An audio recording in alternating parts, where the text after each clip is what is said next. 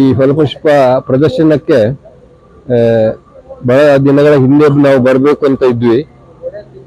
ಆದರೆ ಯಾವುದೋ ಕಾರಣದಿಂದ ಬರಲು ಸಾಧ್ಯ ಆಗಲಿಲ್ಲ.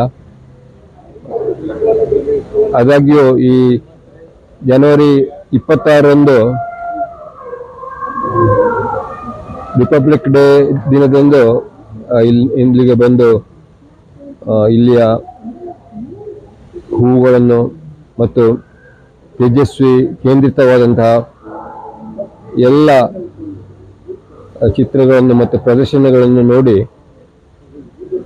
ತೇಜಸ್ವಿಯನ್ನು ನೋಡಿದ ಭಾವನೆ ನಮಗೆ ಬಂತು. ತುಂಬ ತೇಜಸ್ವಿ ಏನೇನು ಮಾಡಿದ್ರು, ಅವರ ಮುಖ್ಯವಾದ ಸಾಧನೆಗಳು ಏನೋ ಅದನ್ನೆಲ್ಲ ಈ ಫಲಪುಷ್ಪ ಪ್ರದರ್ಶನದಲ್ಲಿ ಪ್ರದರ್ಶಿಸಿದ್ದಾರೆ. ಹಿಂದೆ ಕೆಲವು ವರ್ಷಗಳ ಹಿಂದೆ ಕುವೆಂಪು ಅವರ ಕುರಿತಾದ ಪ್ರದರ್ಶನಗಳು ಕೂಡ ಮಾಡಿದ್ರು, ಆಗಲೂ ಕೂಡ ನಾವು ಬಂದಿದ್ವಿ. ಇದು ಚೆನ್ನಾಗಿ ಬಂದಿದೆ.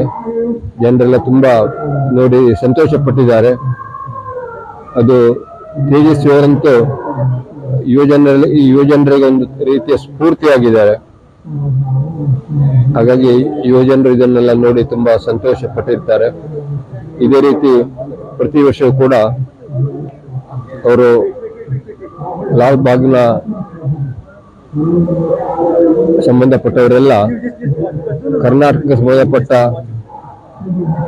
ವಿಶೇಷ ವ್ಯಕ್ತಿಗಳ ಕುರಿತು ಈ ಥರ ಪ್ರದರ್ಶನಗಳನ್ನು ಏರ್ಪಡಿಸಲಿ. ಅದರಿಂದಾಗಿ ಕರ್ನಾಟಕದ ವಿಶೇಷ ವ್ಯಕ್ತಿಗಳನ್ನು ನೋಡಲು ಕೂಡ ನಮಗೆ ಜನರಿಗೆ ಸಾಧ್ಯ ಆಗುತ್ತೆ.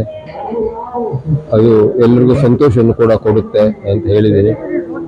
ಇಂತಹ ಒಳ್ಳೆಯ ಕೆಲಸ ನಡೀತಲೇ ಹೋಗಲಿ. ಇಲ್ಲಿಗೆ ಬಂದು ತುಂಬ ಸಂತೋಷ ಆಯಿತು.